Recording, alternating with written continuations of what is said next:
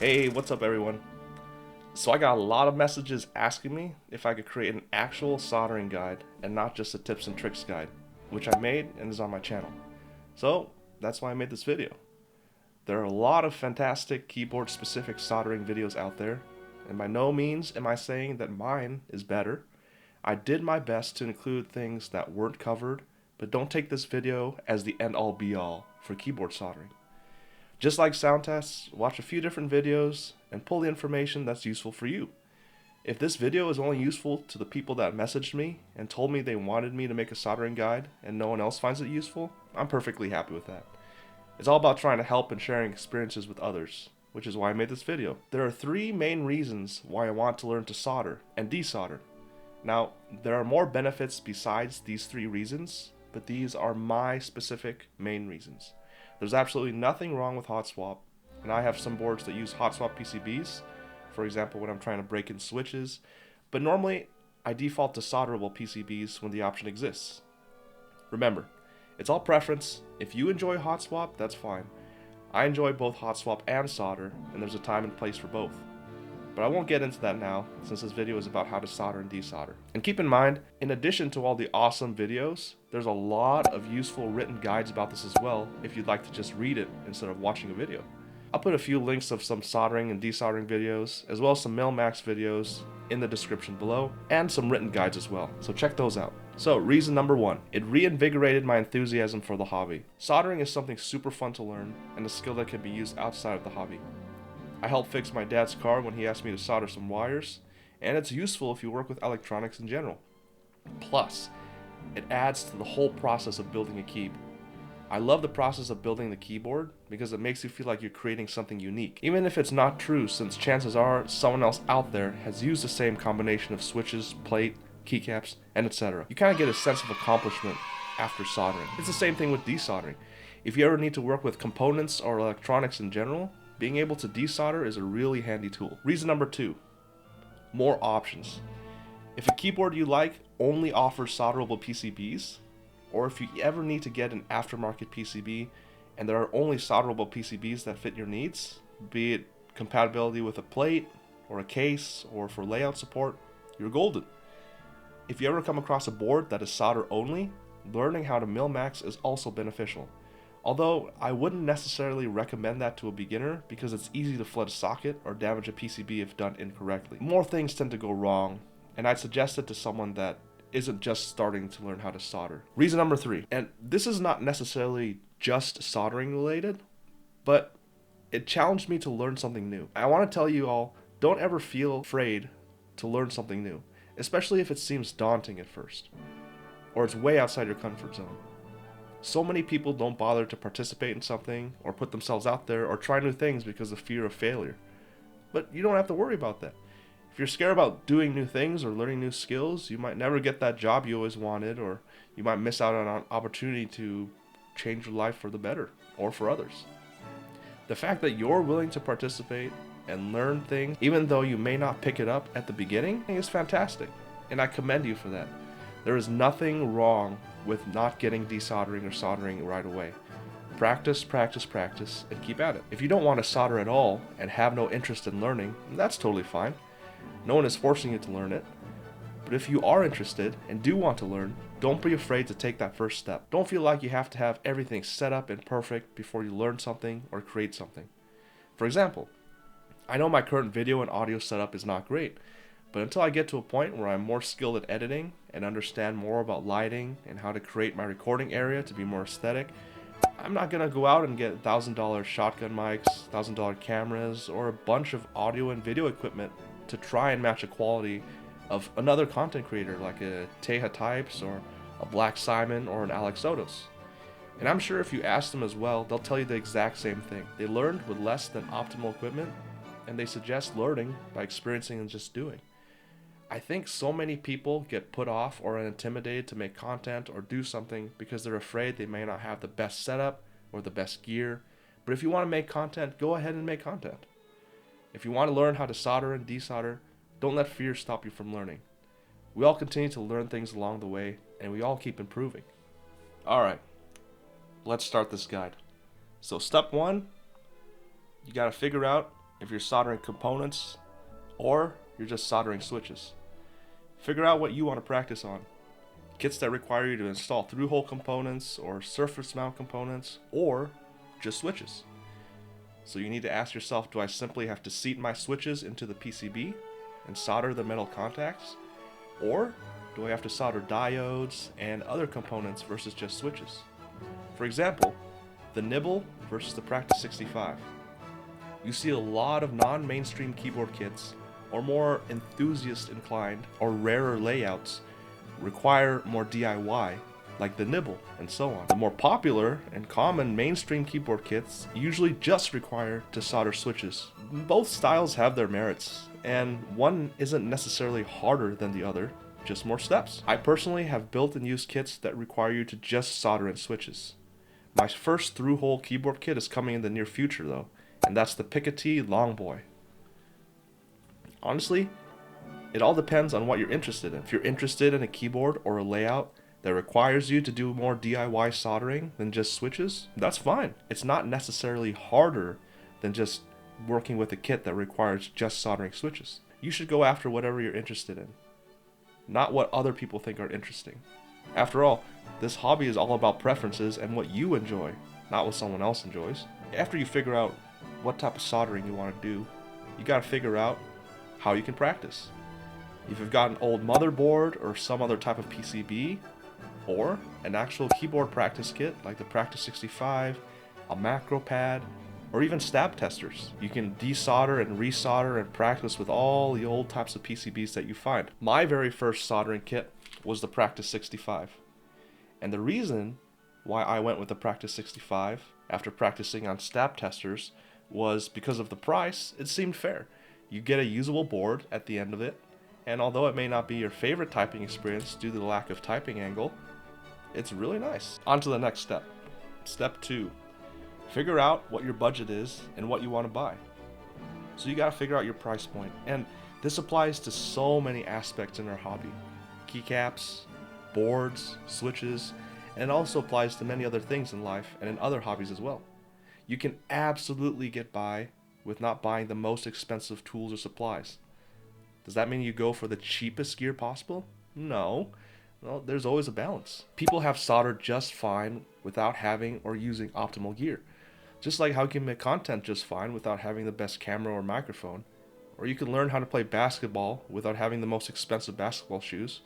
And you can learn to play guitar without having a Stratocaster or an expensive guitar. Honestly, this is true with me as well. We sometimes fall into the trap of buying the most expensive and pricey piece of gear when something cheaper does just as good of a job or close to it. Yes, there are some instances where you may want to splurge, but I've seen and experienced the buy XYZ because it's pricier than other things, and I want to start off learning something with the most optimal piece of equipment, even if you haven't even determined your specific preferences or even fine-tuned your skills. Does that mean a Hakko FX888D soldering station or an FR301 desoldering gun isn't worth it? Absolutely not. In the end, it's your money, and this is just my opinion. But I feel that by no means do you have to splurge and get expensive gear at the beginning. Both the FX888D and FR301 are fantastic to use, but I personally didn't start off with them, and that was fine. I still use my $20 Amazon soldering iron when I can't borrow my friend's FX888D soldering station, just like how I use a cheap desoldering pump and or flux and wick when I can't borrow my friend's FR301. The most important thing is again iron with an adjustable temperature. People have done just fine without knowing soldering iron temp, but make it easier for yourself and get one with adjustable temperature where you can tell what you're soldering at. A more expensive soldering iron might also heat up faster and reach the temperature that you set it to faster, but it's not like waiting 2 to 3 minutes is going to kill you. At least I've never been in a life or death situation where I couldn't wait a few minutes for my iron to heat up. You don't have to go out and get the best equipment to learn a skill. A pair of the best cleats won't make you the best football player right away. Until your skill level is at a point where you may benefit from pricier upgrades, start with affordable pieces of gear. Again, this is just my opinion. If you want to go out and get the most baller gear out there, it's your money. But I can tell you that I still use the same pieces of gear that I bought when I first started soldering and desoldering on a regular basis. Like with many skills, you can overcome a lot of deficiencies if not using the best gear, if your skill level is on point. For an affordable soldering and desoldering setup, look into the description below and look at these items I have out in front of me.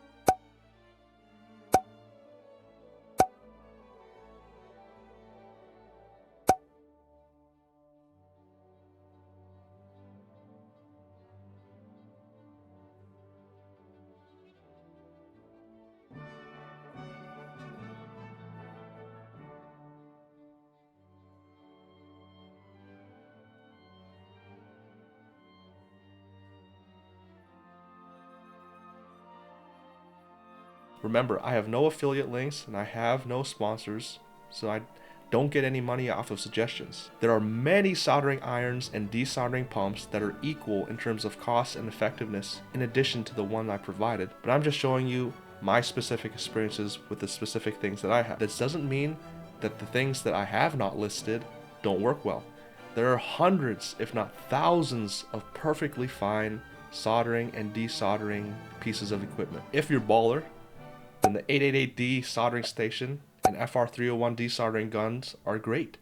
Keep in mind that there are way more expensive soldering stations and desoldering guns than the Haka ones that are just as good as well, but again, I only go over things that I've personally tried. The reason why I'm not recommending lead-free solder for a beginner is because it does require a higher temperature and it can be difficult to deal with if you aren't experienced. If you live in a country where you can't get leaded solder, or it's too expensive and lead-free is your only choice, or you can't get the pieces of equipment that I listed in the description below, again, it's totally fine.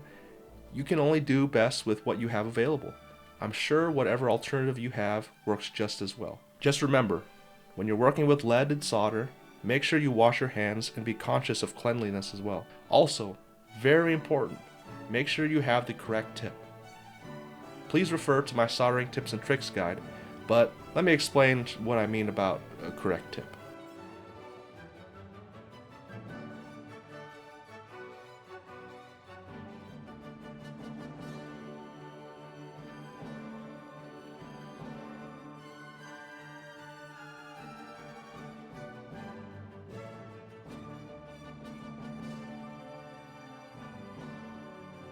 We're on to step 3.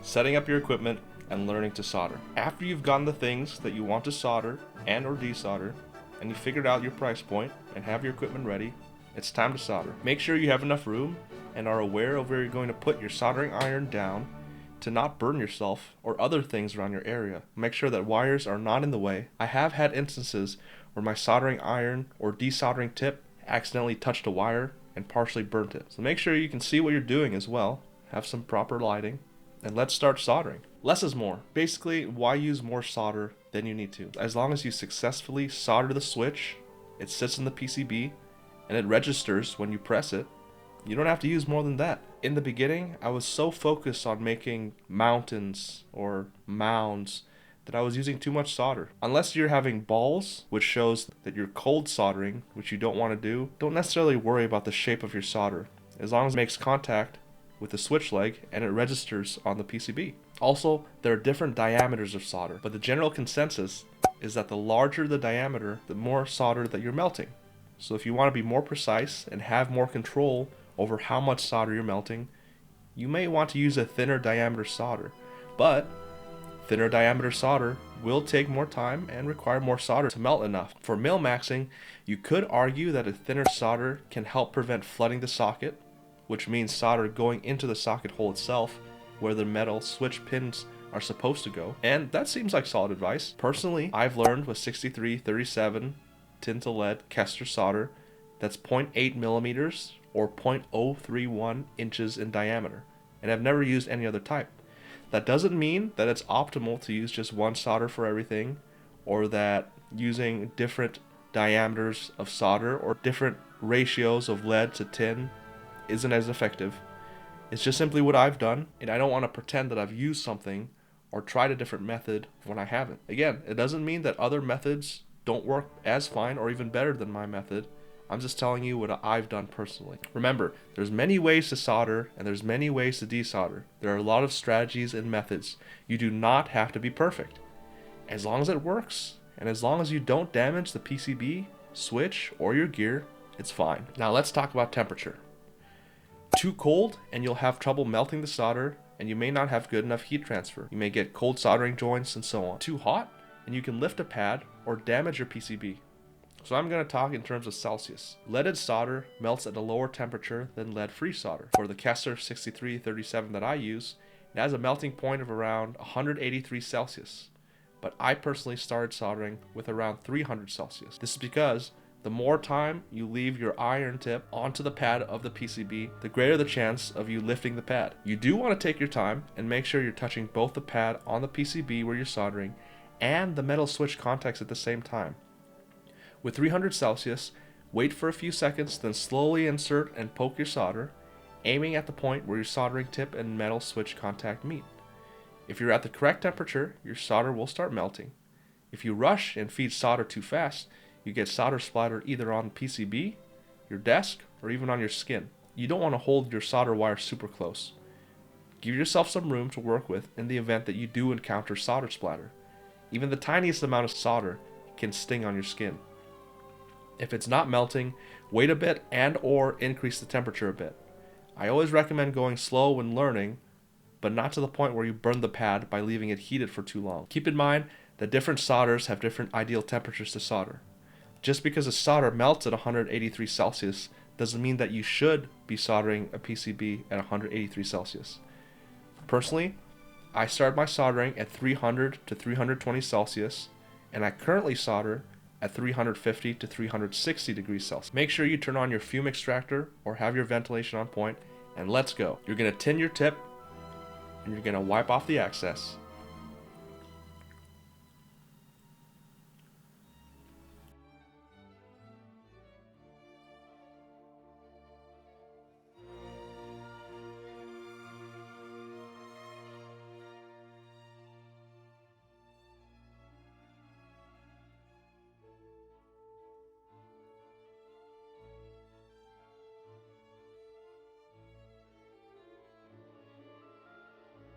You're going to use one hand to feed the solder and the other hand to make contact with the pad of the switch hole on the PCB and the metal switch contacts. Feed it slowly once you know it's melting, and boom! Nice work. Now go to the neck. Once you see this brownish residue build up on your soldering iron tip, you know it's time to clean it off with a brass sponge or actual sponge. Retin your tip and continue. Most importantly, be relaxed and take it easy. If you have to take a break or step away for a while, practice safe soldering and turn off your equipment.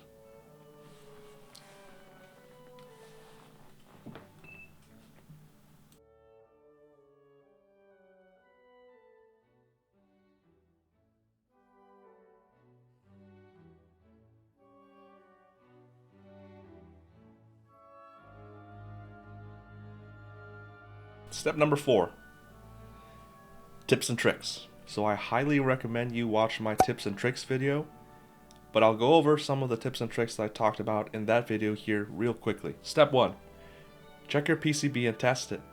You want to make sure before you start soldering that you don't have a damaged or broken PCB. This is because in the event that you do, you may not be able to get a refund from your vendor or where you got the PCB for, or a replacement. Typically, they want you to make sure that the PCB works before you start soldering, because they don't know if the damage to the PCB is because of you or because of some damage during transit or overlooking something. Tip number 2, make sure you have the time to solder and be in the mood to learn and solder. If you get frustrated, you may rush things and it's just going to turn out bad for you in the long run. Tip number 3, make sure you have all your equipment needed and set it all up.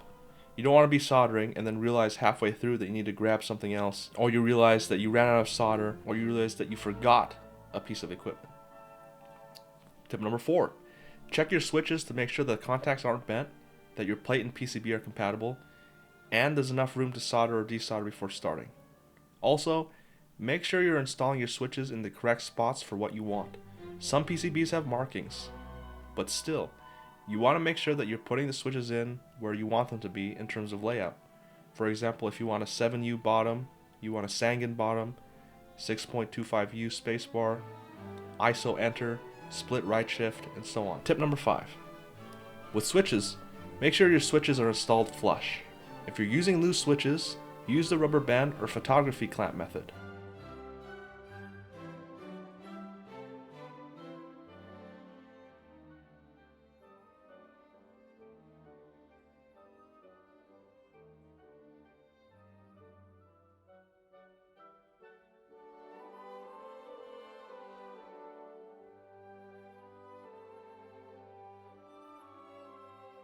Tip number 6.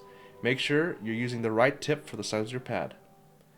And tip number 7 and 8, last but not least, take your time. Step number 5, desoldering. There are 3 common methods for desoldering. Start with the solder sucker method. This is a solder sucker.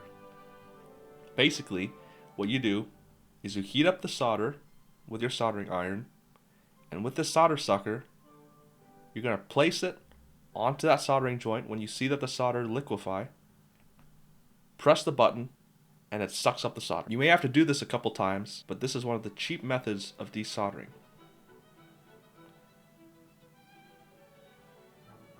It may be harder to do with lead-free solder.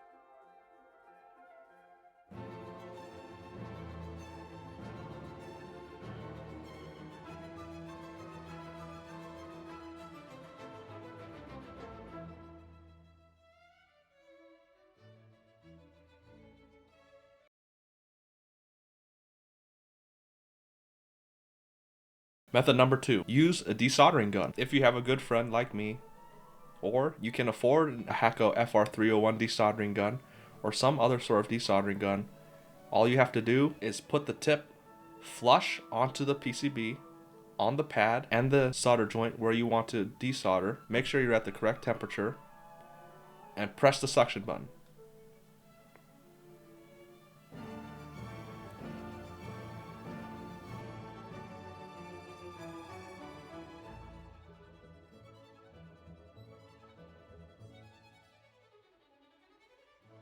Method number 3. This works with the first and second method as well, but in general, it's something that you can go to when you need something more gentle, or if you ever encounter a situation where a desoldering gun or a solder sucker can't fit. You use flux,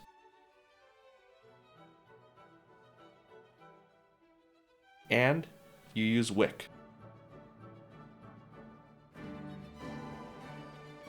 If desoldering Mil-Mac sockets, the wick method with flux should be your go-to. And again, if you ever encounter a situation where the solder sucker or desoldering gun method won't work, or can't get the job done, or it won't fit, and you need something more gentle, use flux and wick. Basically what you're going to do is you're going to put the flux on whatever you want to desolder. Next you place your wick down, and you're going to come in with your soldering iron on top of the wick. And as you can see, the solder is sucked right into the wick.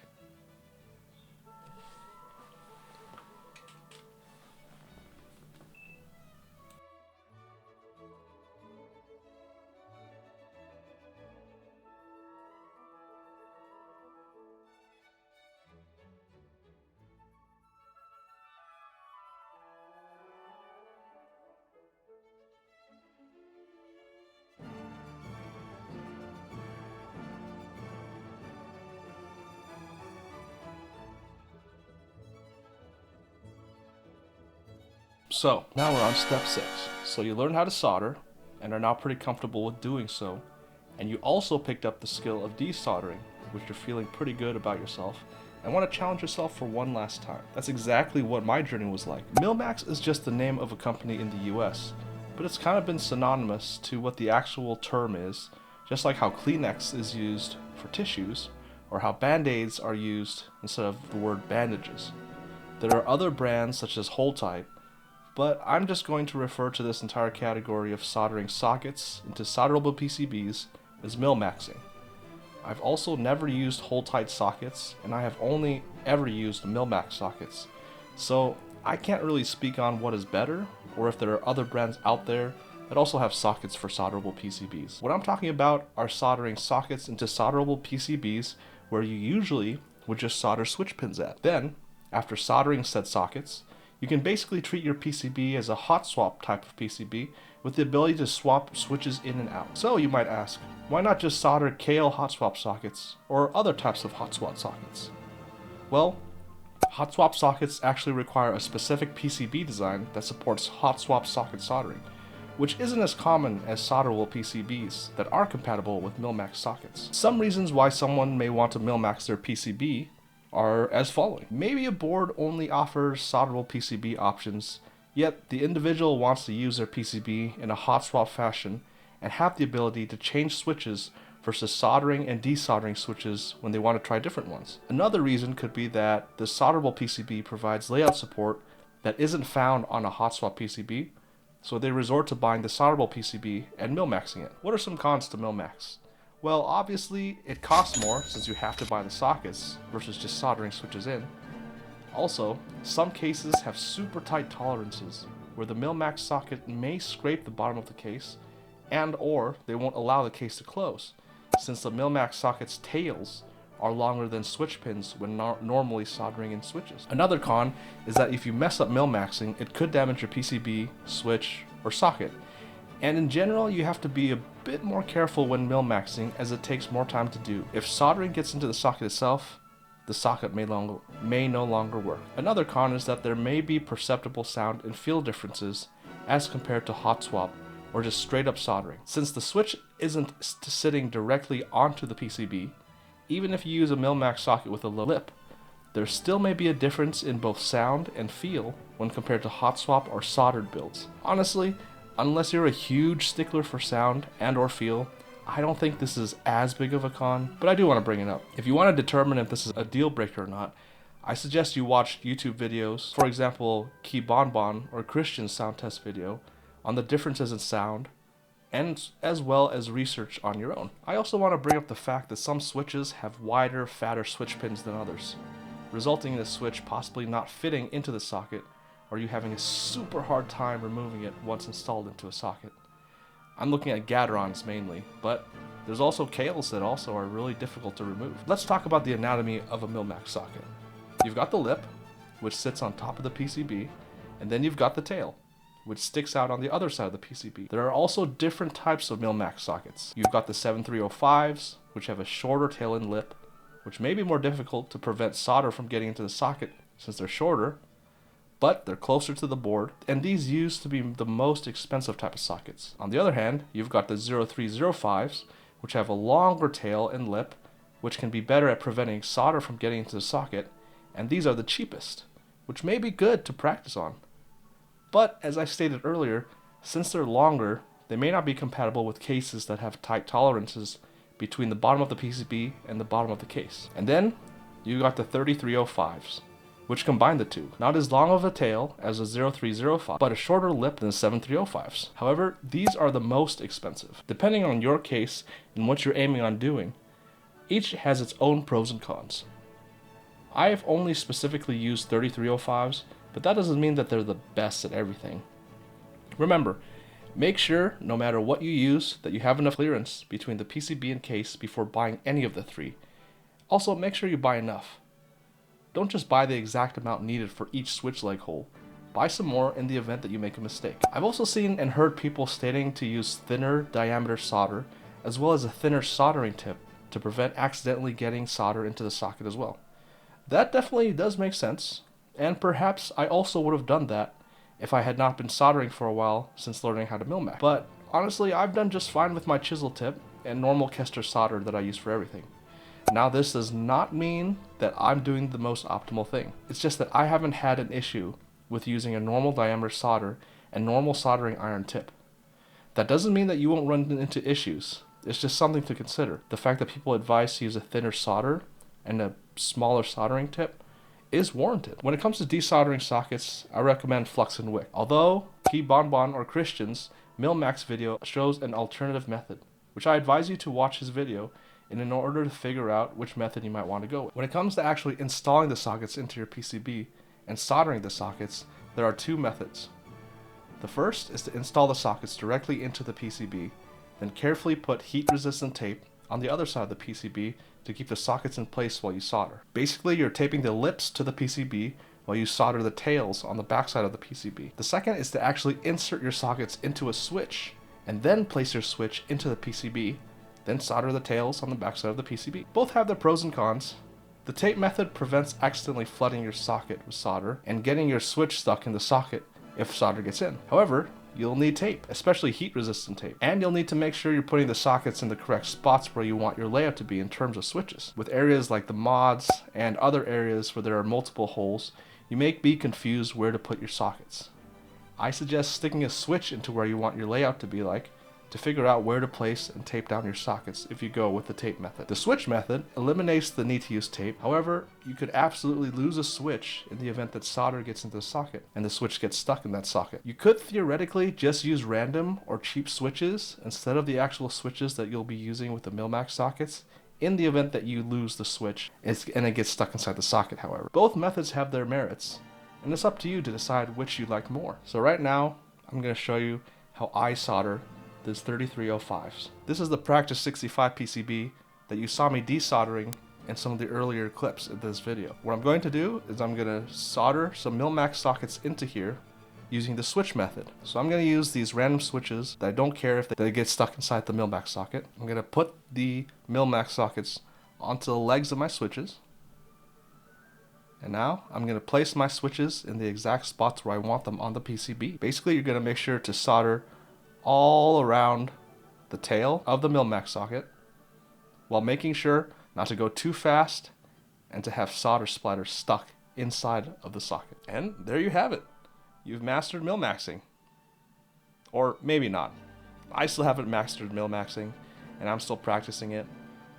But I'm glad that I didn't go and start Milmaxing right off the bat and I learned how to solder and desolder first. But who knows? Maybe you're a whiz at this and you can learn it right off the bat. Alright everyone, that's all I had for you today. Thank you so much for watching this video, and thank you so much to the people that messaged me about making this video. I'm always happy to help, and I hope that you find my videos really informative and helpful. If you have any suggestions or any comments, please feel free to leave them below, and I'll catch you on the next video.